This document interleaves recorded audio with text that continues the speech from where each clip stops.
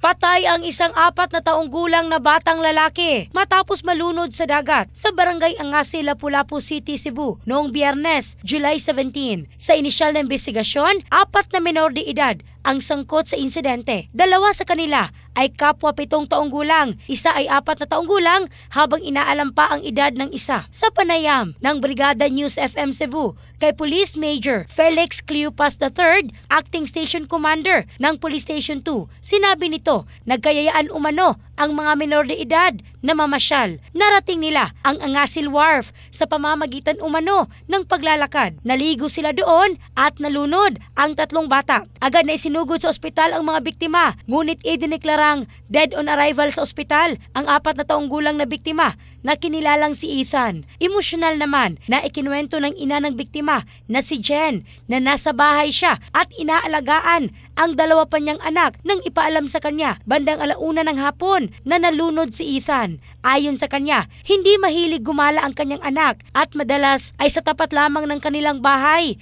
ito naglalaro. Hindi umano niya lubos maisip na nakarating ito sa Angasil Wharf na may kalayuan umano ito sa kanilang bahay. Inilarawan din ng ina si Ethan bilang isang mapagmahal na anak at kuya sa kanyang mga nakababatang kapatid. Samantala, muling nagpaalala si Police Major Cleopas sa mga magulang na mahigpit na bantayan ang kanilang mga anak, lalo na ang mga batang paslit, at huwag hayaang maglaro o magpunta sa mga mapanganib na lugar. In the heart of changing lives, ako si Michelle Craste ng Brigada News Philippines, the Music and News Authority.